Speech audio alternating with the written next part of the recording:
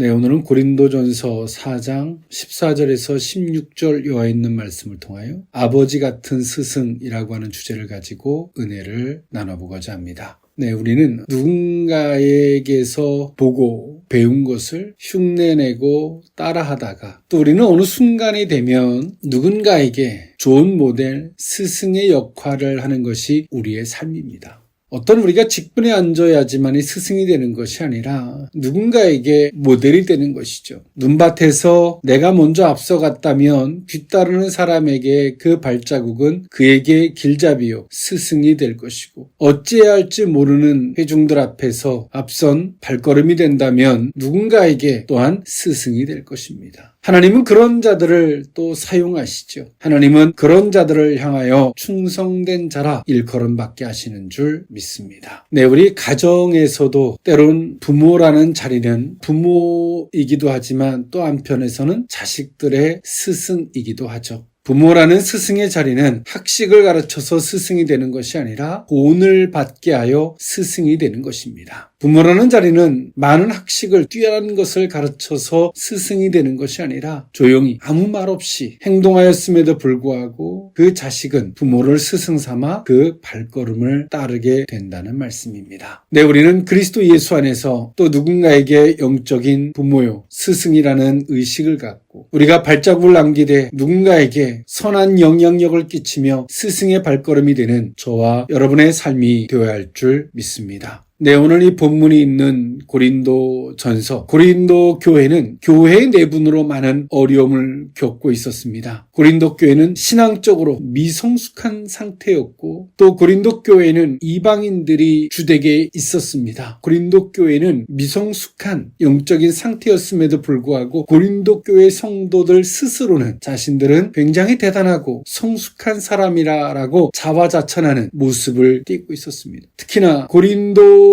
시는 국제도시로서 무역로상에 위치하고 있었기 때문에 항구 도시였고요. 사업 중심지에 역할을 하고 있었던 도시였고, 그런으로 말미암아 오늘 이 고린도 지역은 우상 숭배와 부도덕으로 소문이 났던 도시였습니다. 미성숙한 고린도 교회는 이런 도시적 상황에 대해서 그대로 영향을 받았고 교리적으로 윤리적으로 많은 문제를 겪고 있었습니다. 이에 사도 바울은 그런 고린도 교회를 향하여 교리적, 즉 신학적 관점과 윤리적, 즉 실천적 관점에서 고린도 교회의 문제를 진단하고 그 문제에 대한 해결 방안을 제시하고 있는 것이 고린도 전서입니다. 오늘 이 고린도 교회는 교회 내에서 분쟁의 한 요소는 교만이었습니다. 그 교만은 자신의 문제는 보지 못한 채 상대의 문제를 크게 보고 상대의 문제를 지적하고 비판하기에 앞섰죠. 바울은 이런 고린도 교회를 향하여 인간적 판단의 부당성을 지적했습니다. 바울 스스로 자신은 남을 판단하지도 또 남에게 판단받지도 않는다라고 말합니다. 하나의 극단적인 예입니다만은 바울은 이러한 언급은 고린도 교회의 분쟁의 원인이 그릇된 판단 때문에 일어났다라고 본데에서 기인한 것입니다. 즉 다시 말해서 교회 내에서 어떤 문제들은 우리가 하나님 안에서 진단하는 것이죠. 하나님이 어떤 뜻이 있는지, 어떤 섭리가 있는지, 성경적 근거로 그 문제를 어떻게 바라봐야 되는지, 이런 많은 고뇌를 통해서 그 문제를 접근해야 됨에도 불구하고 고린도 교회는 성경은 성경이고 또 세상적 판단을, 이중적 판단의 기준을 가지고 서로가 그 기준을 제시하고 비판하고 판단하는 것을 주저하지 않았습니다. 이런 문제는 고린도 교회의 생명력을 잃게 만들었고 더 이상 하나님을 볼 수 없게 만들었습니다. 누군가가 교회 내에서 어떤 문제가 있습니다. 개인의 가정사, 건강, 여러 사건들이 있을 수 있죠. 어떤 그런 문제들을 당신이 어리석음 때문입니다. 당신이 지혜롭지 못하기 때문이에요. 이렇게 접근하기에 앞서서 누가 성숙한 사람, 지혜롭고 슬기로운 사람이 나서서 비록 우리의 어리석음 때문에 문제가 드러나는 것처럼 보이지만 하나님 주권 안에서 보면 어떤 뜻이 있는지, 어떤 섭리가 있는지, 하나님께서 뭐라 말씀하심이 있는지 우리 한번 같이 기도해 봅시다. 이렇게 나서는 사람이 있다면 교회는 비판과 판단이 멈추고 같이 하나님의 뜻을 알고자 하나님의 개입을 위하여 기도할 것입니다. 그런 작은 문제를 통하여 도리어 그 교회는 하나님을 중심에 두는, 하나님을 만나 배웁게 되는 통로가 될 것이죠. 이런 성숙한 사람들이 교회에 있으므로 교회는 생명력과 성숙한 신앙으로 갈 수 있는 발판이 되지만, 일반적인 현실적인 문제로서 그 문제를 직면하고 그렇게 판단하는 자들이 교회에 있어지므로 교회는 극히 생명력을 잃고 하나님을 잃어버리며 세상의 잣대가 교회에 물밀듯 밀려오게 만드는 통로가 된다는 것이죠. 말은 쉽고 빠릅니다. 그러나 때로는 신앙은 더딘 것처럼 보이죠. 누가 실수했었던 문제가 있어요. 그 문제 앞에서 아유 저 사람 왜 그래? 이런가 봐 저런가 봐 쉽게 말을 하고 그렇게 말하는 것에 동조하는 이들로 말미암아 교회는 그 순간에 공감대를 얻고 그 순간의 분위기는 화기애애해질 줄은 몰라도 하나님의 생명력도 하나님이 그 중심이 되는 교회에 대한 그 본질을 상실해버리게 되는 것입니다. 오늘 사도 바울은 그 이야기를 하고 있는 것이죠. 교회는 이처럼 나 또한도 쉽게 누군가를 판단하고 판단받지 않는다. 최종적 판단은, 올바른 판단의 기준은 예수님이고 최종적 판단 또한도 예수님께서 하시기에 인간은 어떤 타인을 판단할 자격이 없다라고 사도 바울은 말하죠. 따라서 이 복음의 사역자는 진정한 판단자이신 그리스도만을 의지하고 충성해야 되는 것이죠. 한나는 부딘나의 시기 질투, 부딘나의 괴롭힘을 통하여 괴로움을 겪었습니다. 그 괴로움을 겪는 것을 누군가가 일반적인 시각으로 바라본다면 어땠을까요? 주님의 마음으로 아주 넓게 생각하고 이해하고 포용해 말은 그럴싸하게 보일 줄 몰라도 정작 그 당사자를 그 자리에 갖다 놓으면 괴롭겠죠. 아유 마음이 그렇게 밴댕이 속을 닦지 못해 이렇게 접근하는 것이 아니라 하나님께서 당신에게 그 어려움을 주는, 그 괴롭게 하시는 그 저의가 어디 있는지 우리 한번 기도해 봅시다. 같이 하나님의 선한 뜻, 그 안목을 위하여 우리 한번 기도해 봅시다. 이런 겸손이 있을 때, 그런 시각이 있을 때 본인뿐만이 아니라 그 당사자에게도 은혜의 통로가 되게 만들겠죠. 그런 작은 시작들이 때론 이스라엘의 무너져가는 것들을 회복시킬 수 있는 기회가 되게 만드는 것입니다. 이것이 신앙입니다. 그래서 사도 바울은 고린도전서 4장의 말씀을 함에 있어서 4장 1절에 이렇게 자신을 칭했습니다. 사람이 마땅히 우리를 그리스도의 일꾼이요 하나님의 비밀을 맡은 자로 여길지어다 라고 이야기했습니다. 즉 다시 말해서 사도 바울은 자신을 그리스도의 일꾼이라는 겸손의 단어로 사용했는데요. 여기서의 겸손은 다른 그 일꾼이라는 표현을 통하여 자신을 겸손하게 칭했는데, 여기서의 일꾼은 가장 천한 노예 계급인 배 밑에서 노젓는 자를 지칭하는 말로서 바울은 이렇게 겸손하게 자신을 일꾼이라고 칭했습니다. 배 밑에서 가장 하위 계층으로서 눈에 띄지도 않는 그런 노예로서 자신을 칭하는 것이죠. 오늘 우리의 이런 겸손함이 밑바탕이 될 때 우리는 누군가에게 길잡이가 되는 스승이 되고 아버지 같은 자가 되는 것입니다. 우리는 어디 가서 분위기 메이커가 되라는 것이 아닙니다. 생명력 있는 자가 되라는 것입니다. 사도 바울은 분쟁하는 고린도 교회를 향해서 자신이 복음 전파 과정에서 겪었던 경험담을 통해서 고린도 교인들을 향하여 간접적으로 책망했어요. 바울이 고난과 부끄러움 속에서도 쉬지 않고 복음 전파에 전력하는 이유를 고난 가운데서도 하나님의 나라가 확장되기 때문이라고 바울은 힘주어 우회적으로 말한 것입니다. 그러므로 고린도 교인들은 자신처럼 그리스도 예수와 많은 이들 앞에 낮추고 예수님만을 높여야 되며 또 그렇게 하는 것이 마땅한 것이다 라고 사도 바울은 말했습니다. 그런데 고린도 교회의 성도들은 그렇지 않았습니다. 고린도전서 4장 8절에 보니까 너희가 이미 배부르며 이미 풍성하며 우리 없이도 왕이 되었도다. 우리가 너희와 함께 왕노릇하기 위하여 참으로 너희가 왕이 되기를 원하노라. 오늘 사도 바울은 고린도 교회의 성도들 향해서 너희들은 내가 너희들에게 가르치고 무언가를 주고 했지만 너희들은 내가 준 것은 전혀 받지 않은 상태에서 너희들 이미 스스로 배부르며 풍성해졌고 이제 더 나아가서 너희들이 왕이 되었도다라고 이야기해요. 사도 바울은 앞서서 자신을 그리스도의 일꾼이라고 이야기했는데 오늘 고린도 교회 성도들은 자신들이 왕이 되었던 것을 이야기합니다. 그러면서 사도 바울은 이야기합니다. 고린도 교회를 책망한 바울은 본문에서 자기 스스로를 모델로 하여 겸손할 것을 요구하죠. 왜냐하면 오늘 이 고린도 교회는 바울이 평소에 가르쳤던 과는 정반대로 교만하고 분쟁을 일삼았기 때문에 그렇습니다. 누가 교만해집니까? 천성이 그래서가 아니에요. 성도가 교만해지는 것은 하나님의 뜻을 묻지 않기 때문에 그렇습니다. 하나님, 저 사람이 저런 것은 하나님 어떤 뜻이 있고 하나님 어떻게 저걸 바라봐야 되고 이러한 하나님 앞에 묻고 또 하나님의 조명을 바라는 이 겸손함이 없기에 그 성도는 교만한 것입니다. 즉 성도는 기도하지 않으면 교만한 것입니다. 그 교만의 결과물은 누군가를 임의적으로 스스로 비판하고 판단하는 것이 내가 어떤 선택을 하지 않아도 자동으로 튀어나옵니다. 그런 모습들이 교회를 분쟁하게 하고 교회의 생명력을 잃게 만들고 교회에서 하나님이 보이는 게 아니라 교회에서 사람이 도드라지게 만들어지고 그런 문제들이 곧 교회가 어려워지게 만드는 주범이 된다는 사실입니다.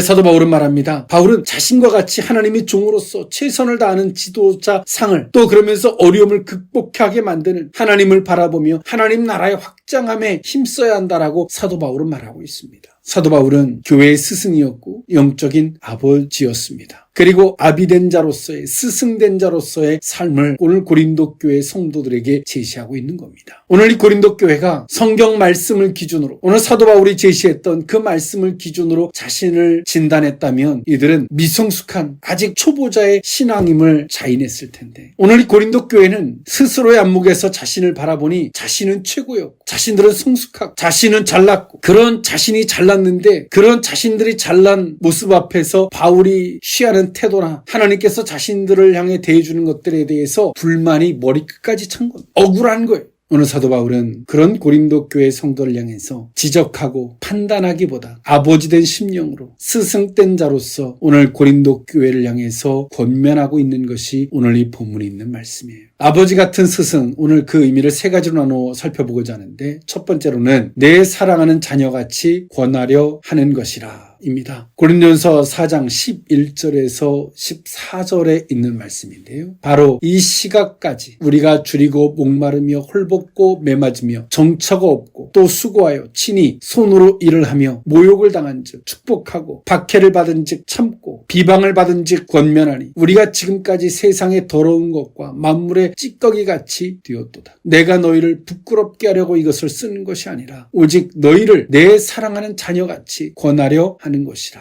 아멘. 사도 바울은 복음을 위하여 매맞고 복음을 위하여 오늘은 내가 어디를 가고 내일 어디로 가야 할지 정처 없는 발걸음과 더러운 것과 만물의 찌꺼기같이 그러한 삶을 자처했고 거절하지 않았습니다. 그런 사도 바울의 삶과 그 발걸음을 향하여 고린도 교회 성도들은 사도 바울을 향해서 손가락질했고 비방했고 그리고 사도 바울을 가리켜서 돈을 좋아하는 자다. 그리고 사도 바울이 어려울 때도 고린도 교회는 물질적으로 모든 것들이 풍족했음에도 불구하고 사도 바울의 고난에 동참하려고 하지 않았습니다. 예루살렘 교회가 어려울 때도 고린도 교회 성도들은 모든 환경에서 가장 넉넉했음에도 불구하고 예루살렘을 교회를 돕는데 적극적이지 않았습니다. 그러면서도 고린도 교회 성도들은 스스로 자화자찬하기를 우리는 은사가 많은 자요. 나는 성숙하고 나는 스승이요. 쉽게 가르치고 쉽게 상대를 판단하려고 했습니다.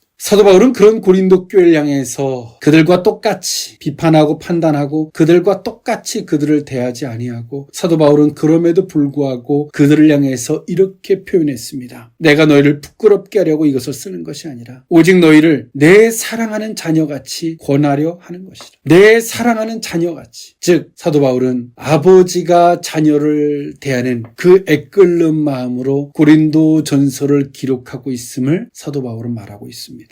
우리의 신앙생활은 그런 것 같습니다. 맞는 말, 옳은 말 중요하죠. 적합한 말 중요합니다. 그런데 어떤 마음으로 그 말을 하느냐가 더 중요한 것입니다. 오늘 사도 바울은 고린도 교회를 향하여 어찌 보면 그 사도 바울의 진심을 왜곡하고 사도 바울이 때론 자신의 손으로 천막을 짓는 일을 하며 손수 일을 하며 고린도 교회에 손을 내밀지 않고 스스로 자립하는 그 사역의 고충의 길, 육신적인 질병이 있음에도 불구하고 그 고통을 감내하면서 사역의 자존심을 굽히지 않고 그 길을 올곧게 걸어가고자 했던 바울을 향하여 고린도 교회는 돈을 좋아하는 자다, 비방하는 자다, 약속을 지키지 않는 자다라고 조소를 할 때 사도 바울의 마음이 어땠을까요? 사도 바울은 그런 모든 말들 앞에서도 철없는 자식을 대하는 것 같이 아버지된 마음으로서 고린도 교회의 성도들을 향하여 권하고 있는 걸 볼 수 있죠. 아버지가 자식에게 무슨 말을 할 때는 부끄럽게 하려고 지적하려고 하는 것이 아니라 자식이 잘 되기를 위하여 말하는 겁니다. 어느 부모가 자식을 꺾기 위해서 자식을 내 앞에 굴복시키기 위해서 어떤 말들을 쏟아낼까요? 부끄럽게 하려고 부모 앞에 굴복시키려고 말하는 것이 아니라 잘 되기 하기 위해서 말하는 것일 겁니다. 오늘 사도 바울은 그 고린도 교회 성도들을 위하여 내 사랑하는 자녀같이 내가 너희를 권한다 라고 말하고 있습니다. 돌이키라는 것이죠. 하나님께서 징계를 더디하실 때가 있더라고요. 그것이 언제냐면 목회자가 성도들을 향해서 권하고 있을 때, 그가 듣지 않을지라도 권하고 있으면 하나님께서는 징계를 기다리시더라고요. 그러나 도저히 받지 않아서 그 권하는 것을 멈추었을 때 그 다음에 하나님께서 하시는 게 징계더라고요. 또 징계를 보면서 목회자가 갖는 마음은 쌤통이다, 거바라가 아니라 내가 한 걸음 더 나아가서 권할 걸이라는 마음을 갖게 되더라고요. 그 징계 앞에서 하나님 다시 한 번의 기회를 주세요 라고 하나님을 또 가로막게 서는 것이 목회자의 삶이더란 말입니다. 참 목회자의 삶이라는 것이 이래도 괴롭고 저래도 괴로운 것이 목회자의 삶인 것 같아요. 듣지 않을 때 그것 때문에 괴롭고 더 이상 말을 듣지 않게 멈추면 또 하나님의 징계가 그것 때문에 괴롭고, 차라리 괴로움이 듣지 않음 속에서도 계속 권하고 있는 그 괴로움이 더 편한 것 같은 의식을 가질 때가 더 많아요. 오늘 사도 바울이 그런 마음입니다. 고린도 교회의 성도들을 향해서 말이죠. 오늘 우리는 사단이 우리 속에서 우리의 잘한 것들을 들춰내서 우리를 교만하게 합니다. 사단의 부추김은 그 결론은 우리를 교만하게 하는 거예요. 교만하게 만드는 주요의 원인은 우리를 기도하지 못하게 하는 것입니다. 우리가 딱 교만해지면 더 이상 기도가 안 돼요. 하나님의 뜻을 겸허히 묻고 그 뜻을 찾는 이 기도가 되질 않습니다. 그러나 성령께서 개입해 주시면 듣는 거는 정말 쑥을 씹는 것 같이 쓰고 괴롭지만 그 다음에 무엇이 되냐면 겸손해지게 돼요. 자기를 고집하지 않게 되고 겸손하게 되고 그 겸손함의 끝에 그렇게 되지 않던 기도가 자동으로 기도가 돼요. 아버지, 어떤 뜻이 있죠? 하나님이 나를 사랑하셔서 말씀하시고자 하는 게 있죠? 라는 이런 겸손의 기도가 돼요. 사단이 우리에게 하나님을 빙자하여 우리를 미혹할 때는 그 순간은 너무나 기뻐요. 내가 다 잘난 것 같고 이제 하나님의 역사만 남은 것처럼 보여요. 그런데 겨루고 나면 더 이상 주의 뜻을 묻는 그 겸손함이, 그 겸허함이 우리 속에서 사라진 것을 발견하게 되죠. 우리가 기도가 안 되는 것은 내가 괴롭기 때문에가 아니에요. 교만해졌기 때문에 그런 것입니다. 슬퍼서 기도가 되지 않는 것이 아니라 교만해져서 교만하게 바라보니 내가 슬픈 거예요. 한나가 괴로움을 겪을 때 겸손한 사람은 주여 내게 이걸 통해서 말씀하실 것이 있으신지요? 제가 듣겠습니다. 이 겸손함이 있어요. 그리고 한나는 실로 성전에 가서 기도하죠. 교만하면 억울함이 생겨요. 왜? 나의 잘못과 내가 돌아봐지질 않거든요. 오늘 이 고린도 교회는 이 미성숙한 오늘 이들의 모습은 그 지역상의 문제를 그대로 겪을 수밖에 없었고, 무용노상에 위치하고 있었던 고린도 교회가 겪었던 우상 숭배나 부도덕한 일들이나 그것을 쉽게 접하고 그 속에서 쉽게 그들과 동화될 수밖에 없는 오늘 이들의 미성숙한 모습이었어요. 이들이 성숙했으면 그런 문제들을 만날 때 커트하고 도리어 그들을 향해서 잘못된 것을 선포할 수 있었겠죠. 그러나 오늘 이들은 저항이 아니라 미성숙한 오늘 이들의 신앙은 그들과 쉽게 동화되어졌고, 이제 더 나아가서 그 문제를 교회로 끌고 들어와서 교회가 분쟁이 일도록 만들었다는 것입니다. 사람이 타락해가는 것은 이렇게 교만해지고 나면 하나님 앞에 기도가 안 되고, 그리고 최종적 타락은 사단이 이렇게 시킵니다. 나를 위하여 기도해주는, 나를 위해 영적으로 공급해주는 그 목회자와 이간질을 시켜서 차단을 시켜요. 더 이상 그 영적인 공급을 받지 못하도록 차단을 시켜서 우리 영혼을 완전히 사망으로 이끌고 가죠. 이것이 사단이 일하는 패턴입니다. 사단이 일하는 패턴을 간파하고 있었던 사도 바울은 고린도 교회의 성도를 향해서 아버지로서, 스승으로서 그들을 자녀된 마음으로 권하고 있는 사도 바울의 이 애끓는 이 마음을 엿볼 수 있다는 것입니다. 우리의 신앙은 우리가 누군가를 향해서 애끓는 마음을 갖죠. 때론 자녀들이든 내 주변에 있는 누군가를 향해서 우리는 영적으로 애끓는 마음을 가져요. 그런데요, 한번 돌아보면 또 하나님은 나보다 더 영적으로 성숙한 누군가가 나를 향하여 그렇게 애끓는 마음을 갖고 기도하고 권면하는 자를 하나님이 두셨어요. 인간의 어리석음은 내가 누군가를 향해서 애끓는 마음 때문에 그걸 알아주지 않는 것에 섭섭한 마음만 생기는 아주 교만하고 어리석은 사람이 있어요. 그러나 내가 돌아보면 내가 누군가를 향해서 하는 것보다 더 애끓는 마음으로 나를 향해서 기도하고 그렇게 중보하며 그렇게 나를 향해서 권하는, 인내해주고 있는 누군가가 있다는 사실을 돌아볼 수 있는 저와 여러분일 수 있기를 원합니다. 이것이 하나님께서 우리에게 신앙의 구조로 엮어놓은 관계들이, 우리는 돌아보면 누군가에게 아버지요 스승이지만 또 돌아보면 누군가에게는 영적인 자녀요, 또 제자된 삶을 살고 있다는 것을 기억하는 저와 여러분일 수 있기를 원합니다. 아버지 같은 스승 두 번째 의미는 복음으로써 너희를 낳았음이라 입니다. 고린도전서 4장 15절에서 16절에 있는 말씀인데요. 그리스도 안에서 일만 스승이 있으되 아버지는 많지 아니하니 그리스도 예수 안에서 내가 복음으로써 너희를 낳았습니다. 그러므로 내가 너희에게 권하노니 너희는 나를 본받는 자가 되라. 아멘. 오늘 사도 바울은 고린도 교회의 성도를 향하여 그 고린도 교회의 성도들을 어떤 시각으로서 그들을 바라보고 있고 고린도 교회 성도들과 사도 바울 자신과의 관계가 어떤 관계인지를 사도 바울은 이렇게 증언하죠. 내가 너희를 복음으로써 낳았다. 즉 영적으로 아버지와 자식의 관계라고 사도 바울은 말합니다. 오늘 사도 바울은 스승은 일만 스승이 너무나 많다는 거죠. 그러나 아비는 적다. 직접적인 그 아비는 여럿일 수 없음을 비교적으로 이야기했습니다. 여기서 스승이라는 말은 아이의 인도자란 뜻으로서 당시 가정에서 아이를 돌봐주고 학교에 가게 되면 데리고 다니던 노예, 즉 가정교사, 몽학 선생을 말하고 있습니다. 그런 스승은 너무나 많다는 거죠. 그러나 아비는 적다는 거예요. 우리가 자식을 어떻게 낳습니까? 육신적으로 자식을 낳는 대로만 끝나는 게 아니죠. 그 다음에는 우리가 자식을 무엇으로 낳습니까? 마음으로 낳아요. 그리고 자식들에게 무언가를 가르칩니다. 그리고 자식이 그 가르침대로 살기를 원해요. 세 번째가 무엇으로 낳는 겁니까? 정신으로 낳는 거예요. 이런 의식을 갖고 내 자식이 살기를 위해서 끊임없이 때로 어떤 때는 잔소리도 하고 권면도 합니다. 그렇게 낳는 거예요. 정신으로 낳는 거예요. 육신으로만 낳는 육신의 자식이 아니라 마음으로 낳고 정신으로 낳는 거죠. 이것이 부모예요. 오늘 사도 바울은 고린도 교회 성도를 향해서 전도만 하고 예수 믿으면 너희의 죄가 사라지고 예수 믿으면 너희들이 구원받아 이걸로만 끝이 아니라 오늘 사도 바울은 이들을 복음이 무엇인지 예수 그리스도를 믿는 게 무엇인지 그 복음으로써 오늘 이 고린도 교회 성도들을 낳았음을 이야기 끊임없이 가르치고 권면하고 그런데 이때 당시에 고린도 교회는 사도 바울이 가르쳤던 것하고는 정반대로 흘러가고 있었거든요. 때론 거짓 선생들이 고린도 교회에 침투해서 거짓을 가르치고 사도 바울을 향해서 의미하는 이야기들을 고린도 교회가 그 말을 쫓아가는 거예요. 그러면서 그들과 동조하면서 사도 바울을 향하여 영적인 아비를 향하여 의심하고 비난하고 돈을 좋아하는 자라 비난을 했습니다. 사도 바울은 돈을 좋아해서 천막 만드는 일을 하지 않았거든요. 여러분 돈이란 게 어떻습니까? 돈을 벌지만 나 하나 먹고 써도 항상 부족하잖아요. 근데 사도 바울은 자기가 먹고 쓰려고 돈을 벌었던 것이 아니라 그 사역을 위하여 천막 만드는 일을 했습니다. 그 불편한 몸을 이끌고 말이죠. 그런 사도 바울을 향해서 사도 바울은 돈을 좋아하는 자라라는 비난을 들었을 때 사도 바울이 마음이 어땠을까요? 진짜 인간적으로는 정말 미칠 것 같고 인간적으로는 분노의 마음이 치밀었을 거예요. 그런데 오늘 사도 바울은 말합니다. 내가 너희를 복음으로 낳았다.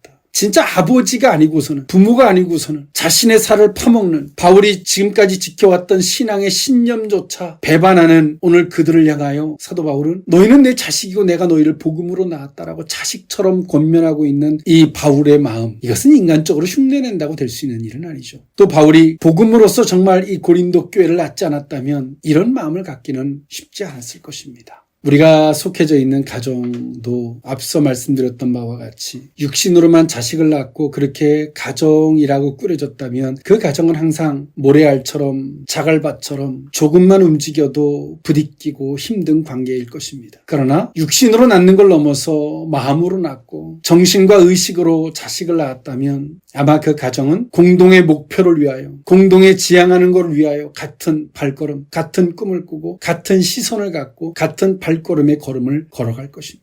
오늘 우리는 육신으로만 낳은 가정인지 마음과 정신과 의식으로까지 낳은 가정인지를 한 번쯤 돌아볼 수 있었으면 좋겠고 더 나아가서 오늘 사도 바울이 말했던 것처럼 복음으로 낳는 자식, 믿음으로 낳는 신앙인이 될 수 있었으면 좋겠습니다. 신앙의 부모라면 믿음으로, 신앙으로, 말씀으로 자식을 낳는 데까지 가야죠. 그것이 영적인 부모가 되는 것인 줄 믿습니다. 육신적인 부모에서 영적인 부모로 옮겨지는 것이 되는 줄 믿습니다. 오늘 사도 바울이 복음으로 그 고린도 교회 성도를 낳았기에 사도 바울은 정말 말도 안 되는 말과 오해를 받으면서도 그들을 품는 아버지 된 마음을 볼 수 있습니다. 오늘 저와 여러분들이 걸어가는 발걸음이 이와 같은 발걸음이 되어야 할 줄 믿습니다. 아버지 같은 스승 마지막 세 번째 의미는 하나님의 나라는 말에 있지 아니하고 오직 능력에 있음이라 입니다. 고린도전서 4장 17절에서 21절에 있는 말씀인데요. 이로 말미암아 내가 주 안에서 내 사랑하고 신실한 아들 디모데를 너희에게 보내었으니 그가 너희로 하여금 그리스도 예수 안에서 나의 행사 곧 내가 각처 각 교회에서 가르치는 것을 생각나게 하리라. 어떤 이들은 내가 너희에게 나아가지 아니할 것 같이 스스로 교만하여졌으나 주께서 허락하시면 내가 너희에게 속히 나아가서 교만한 자들의 말이 아니라 오직 그 능력을 알아보겠으니 하나님의 나라는 말에 있지 아니하고 오직 능력에 있습니다. 너희가 무엇을 원하느냐? 내가 매를 가지고 너희에게 나아가랴. 사랑과 온유한 마음으로 나아가랴. 아멘.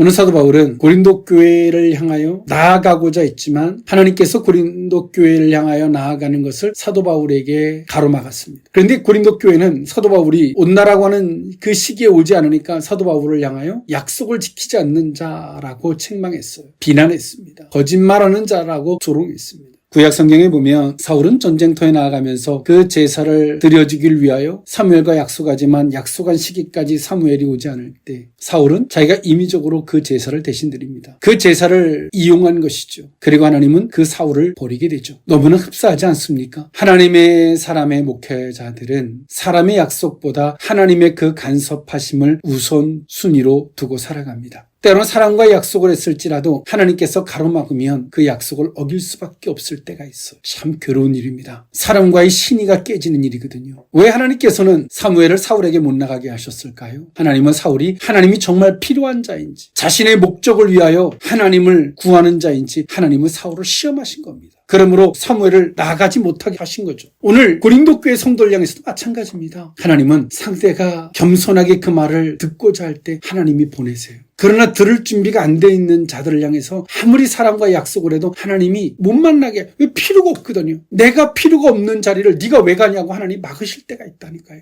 고린도 교회는 지금 바울의 권면이 바울의 말씀이 필요하지 않아요. 와도 못 들어요. 이들의 교만과 이들의 어리석음 말이죠. 그러나 이들이 겸손하게 나는 당신이 필요합니다. 당신의 뜻을 찾는 자입니다. 이렇게 겸손하고 겸허한 자가 되면 오늘 이 고린도 교회 성도들이 원하지 않아도 하나님은 사도 바울을 막 등을 떠밀어서도 보내시겠죠. 오늘 고린도 교회는 자신들의 이 영적인 상태가 어떤지 모르고 자신에게 약속된 대로 나오지 않는 바울을 향하여 거짓말장이라고 비난하고 있어요. 사도 바울도 참 괴로웠을 것입니다. 사도 바울도 하나님의 간섭하심도 중요하지만 사람과의 신의도 중요하게 여겼던 사도 바울. 그러나 두 마리 토끼를 다 잡을 수는 없거든요. 진정 하나님의 뜻을 앞세우고 사는 사람들은 말이에요. 사도 바울은 그들에게 말합니다. 내가 가면 너희들을 시험해 볼 거다. 너희들의 신앙이 진짜 말로만 있는지 정말 그를 지키려고 하는지 지킬 능력이라도 있는지 내가 볼 것이다 가서. 말로는 무엇을 못합니까? 하나님은 전능하시고요. 하나님은 다 하시고요. 우리는 성도는 당연히 아멘하고요. 그 말씀에 적극적으로 충성할 것이고요. 말로는 누가 못합니까? 정작 주께서 말씀하실 때 우리는 안 하잖아요. 못하는 게 아니라 안 하는 거예요. 정말 하고자 하는 사람은 그것을 위하여 하고자 하기 위해서 정말 금식이라도 하고 하나님 앞에 매달리거든요.